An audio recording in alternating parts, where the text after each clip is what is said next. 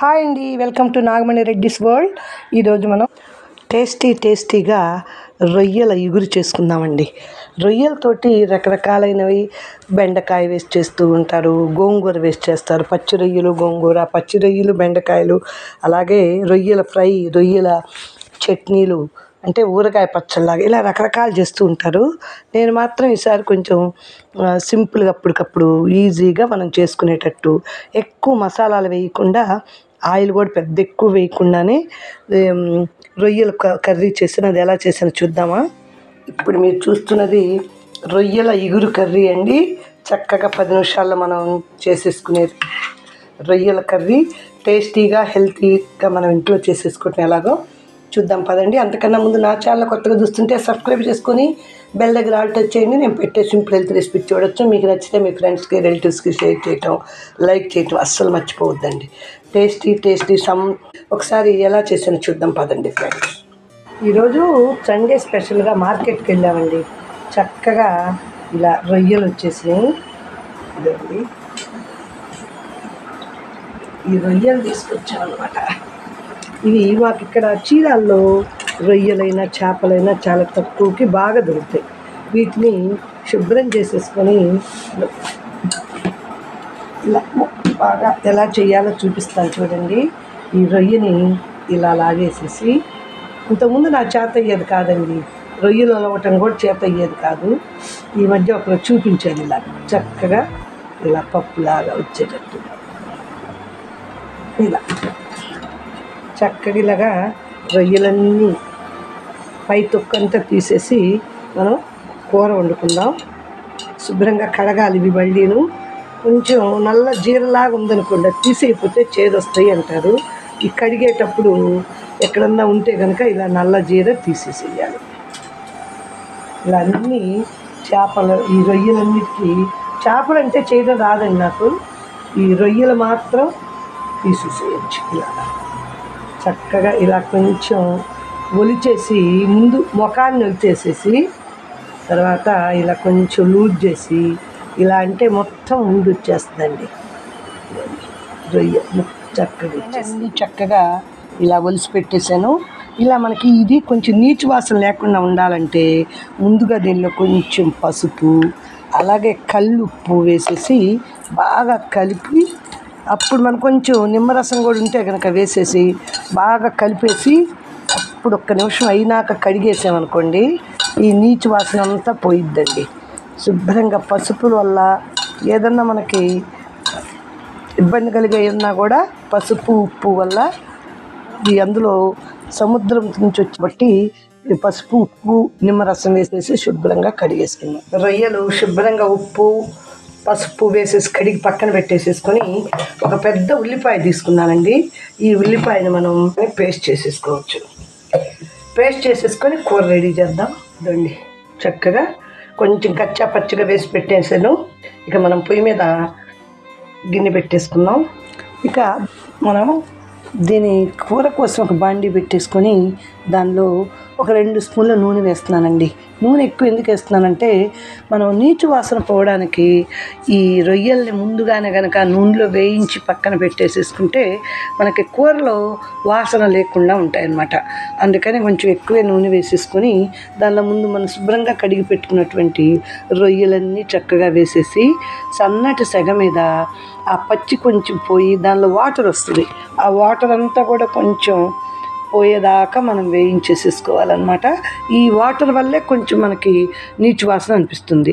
దీనిలో వేసినందువల్ల నూనెతో పాటుగా వేగుతూ దానిలో ఉన్నవన్నీ కూడా బయటకు వచ్చేసేస్తాయి. ఆ వాటర్ కూడా మనకి ఈ తిరగమాతలో ఈ నూనె వాడుకుంటాం కాబట్టి ఆ రుచి కూడా వాసన దానిలో ఉన్నవి ఏమి పోకుండా ఉంటాయి అన్నమాట. సన్న సగ మీద, మరి ఎక్కువ హై పెట్టేస్తే మళ్ళీ గట్టిగా అయిపోతాయండి. చూడండి, ఇలా సన్నగా చేసేసి తీసి మనం కొంచెం వేగిన తర్వాతే పక్కన పెట్టేసుకోవాలి. ఎక్కువ అక్కర్లేదండి, ఒక 30% వేగినాయి అన్నమాట. ఇవన్నీ తీసి పక్కన పెట్టేసేసుకున్నాము. ఆ నూనెలోనే బిర్యానీ ఆకు, అలాగే 4 లవంగాలు, ఒక చెక్క ముక్క, కొంచెం షాజీరా కానీ లేకపోతే మామూలు జీరా అయినా వేసేసుకోవచ్చండి. నేను షాజీరా ఉంది సమయానికి షాజీరా వేస్తున్నాను. వీటిల్లో ఇప్పుడు మిక్సీలో వేసి పెట్టుకున్న ఉల్లిపాయ పేస్ట్ వేస్తున్నాను. ఇది కొంచెం పచ్చి వాసన పోయేదాకా వేగించేసేద్దాం. ఉల్లిపాయ ఎక్కువ కావాలనుకుంటే, కొంచెం గ్రేవీ ఎక్కువ కావాలంటే ఉల్లిపాయ టమోటా ఎక్కువ వేసుకుంటే గ్రేవీ ఎక్కువ. చక్కగా వేగిన తర్వాత అల్లం వెల్లుల్లి పేస్ట్ కూడా వేస్తున్నాను. ఇది కూడా పచ్చి వాసన పోయేదాకా వేగించుదాం. ఇప్పుడు దీనిలో వేగిన దానిలో నేను 1 స్పూను ధనియాల పొడి అండి, అలాగే 1/2 స్పూను జీలకర్ర పొడి, పసుపు, కొంచెం సరిపడా కారం కూడా వేసేసుకున్నాం. కారం కూడా కొంచెం ఎక్కువ వేస్తాను నేను, ఎందుకంటే ఎప్పుడు మసాలాలు ఎక్కువ వేయాలండి.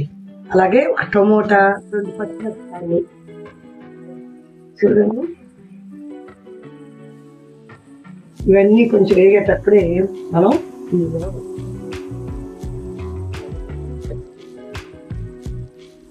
ఉడికింత పెట్టుకున్న ఇవి కూడా వేసేసేద్దాం. ఇప్పుడు దీనికి కొంచెం వాటర్ కనుక వేసేసామంటే గ్రేవీకి వచ్చేస్తుంది.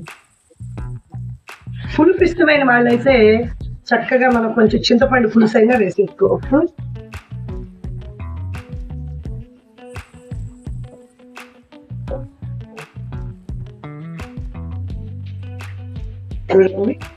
ఇందులో ఉప్పు సరిపోతుందా లేదా అని చూసుకొని ఇంకొంచెం ఉప్పు వేసేసుకున్నాం.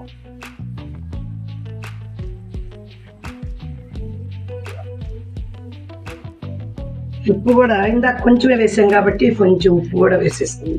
ఇప్పుడు మూత పెట్టేసి ఒక 5-6 నిమిషాలు ఉడికించామంటే గ్రేవీలో చక్కగా ఇవన్నీ కూడా రొయ్యలన్నీ ఉడుకుతాయండి. 5 నిమిషాలు ఉడికేసరికి చక్కగా చూడండి, ఇంకా ఆయిల్ అంతా బయటకు వచ్చేసింది. మనం వేసిందంతా కూడా కూర రెడీ అయిపోయిందండి. ఇది చక్కగా మనం ఇక అన్నంలోనైనా చపాతీలోనైనా పుల్కాలైనా తినచ్చు. కొత్తిమీర ఉందనుకోండి, కొంచెం కొత్తిమీర చల్లేసుకోవటమే. చూసారు కదా, ఇంత చక్కగా మనం ఈజీగా ఇంట్లో హ్యాపీగా రొయ్యల కూర, ఇగురు కూర చేసేసుకోవచ్చు. మీరు ఒకసారి ట్రై చేయండి ఫ్రెండ్స్. మీకు నచ్చితే మీ ఫ్రెండ్స్కి, రిలేటివ్స్కి షేర్ చేయండి, లైక్ చేయండి. నా ఛానల్ కొత్తగా చూస్తుంటే సబ్స్క్రైబ్ చేసుకొని బెల్ దగ్గర ఆల్ టచ్ చేయండి. నేను పెట్టే సింపుల్ హెల్త్ రెసిపీస్ చూసి ఎలా ఉన్నాయో మీరు ట్రై చేశాక నచ్చితే కామెంట్ చేయండి. మీ ఫ్రెండ్స్కి, రిలేటివ్స్కి షేర్ చేయటం అస్సలు మర్చిపోవద్దు. లైక్ చేయటం కూడా అస్సలు మర్చిపోవద్దండి. కొత్తగా చూస్తుంటే సబ్స్క్రైబ్ చేసుకోండి. ఇలాంటివి పెట్టగానే చూసేయచ్చు. చూసారు కదండి, సింపుల్గా ఎంత హ్యాపీగా ఈజీగా చేసేసుకున్నాము. ఇది అన్నంలోనే కాదండి, చక్కగా మనం చపాతీ, పూరి, పుల్కా అలాంటి వాటిలోనైనా తినేసేయచ్చు. టేస్టీ రొయ్యల కూరని ఈజీగా 10 నిమిషాల్లోనే చేసేసుకోవచ్చు. దీనిలో నేను కొంచెం పులుపు వేశాను, కొంచెం కావాలంటే ఎక్కువ వేసుకోవచ్చు. వెరైటీగా చేసుకోవాలనుకున్న వాళ్ళు అనేక రకాలు వేసి చేసుకోవచ్చండి. గోంగూరతోటి, బెండకాయతోటి, ఆవకాయగా ఎన్నైనా చేసుకోవచ్చు. మీరు తప్పనిసరిగా ఒకసారి ట్రై చేయండి. ఇలాంటి సింపుల్ హెల్తీ రెసిపీస్ మన వీడియోలు చాలా ఉంటాయి. అవన్నిటిని ఒక్కసారి ట్రై చేసి మీకు ఎలా ఉందో కామెంట్ చేయటం, నాకు సబ్స్క్రైబ్ చేసుకొని లైక్ చేసి మీ ఫ్రెండ్స్కి షేర్ చేయటము అస్సలు మర్చిపోవద్దు. సబ్స్క్రైబ్ చేయగానే సరికాదండి, బెల్ దగ్గర ఆల్ టచ్ చేస్తేనే నేను పెట్టగానే కన్నా ముందు చూసేయచ్చు. ఇలాంటి మంచి వీడియోలు మీరు చూస్తూ ట్రై చేయండి, హ్యాపీగా ఉండండి. ఉంటానండి, మళ్ళీ మంచి వీడియోతో కలుస్తాను. Thanks for watching, bye.